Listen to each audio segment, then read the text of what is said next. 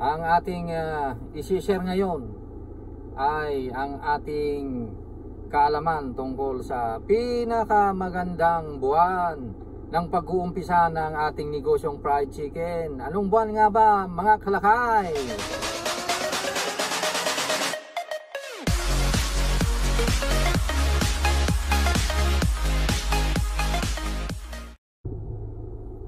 Yan, mga kalakay. So, ang pinakamagandang buwan sa aming experience, mahigit na almost 17 to 18 years na kami sa negosyo, ay buwan ng December, mga kalakay.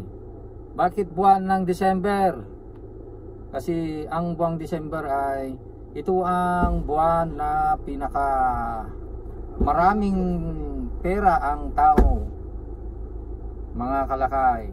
Kaya maganda ang mag-umpisa ng fried chicken dahil may pera at maraming pera ang tao ngayon dahil naglalabasan ng pera pag December. O di ba? Kasi karaniwan pag December, mga kalakay, ay nag-aani, nag-harvest ang mga kasama natin na mga magsasaka. Ayan. At ganun din umuwi sa Pilipinas ang mga nasa abroad. Ang mga nasa syudad naman umuwi sa kanilang mga probinsya dahil gusto nilang magbakasyon. Ito ay sa buwan ng December nangyayari, mga kalakay. Kaya maraming pera ang tao pag December. Ayan, maliban na lang kung talagang walang-wala dahil walang trabaho, walang pera.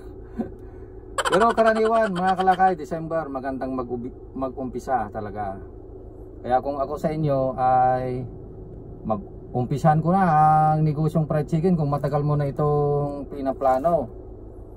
Dahil ang December kasi, kapag nag-umpisa ka dyan, hindi pag-aanong papansinin ng mga taga-munisipyo ang pwesto mo kung magpupwesto ka.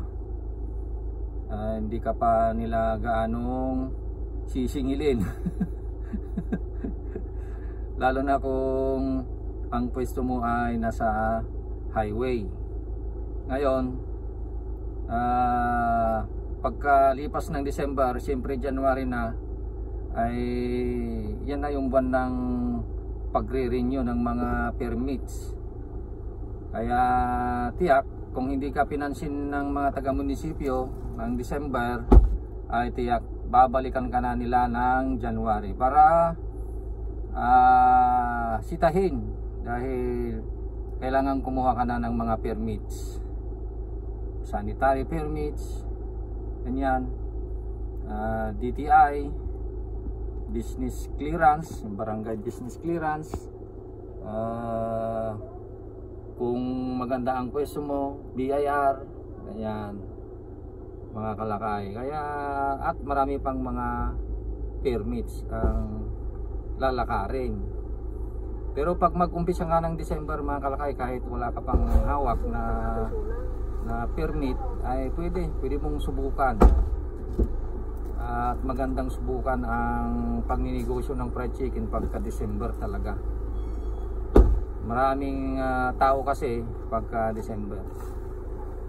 Ayan, mga kalakay. So yan ang tips ko ngayon sa pag-umpisa ng fried chicken. Pinakamaganda talaga buwan ng December. Alright, see you dahil may lakad ang pamilya. Yan. Okay, mamasyal muna kami, guys, kasama mga bata. Alright, mga kalakay, available na po sa Shopee ang ating Calpos merchandise. Available na po ang marinated mix at ang ating breading mix.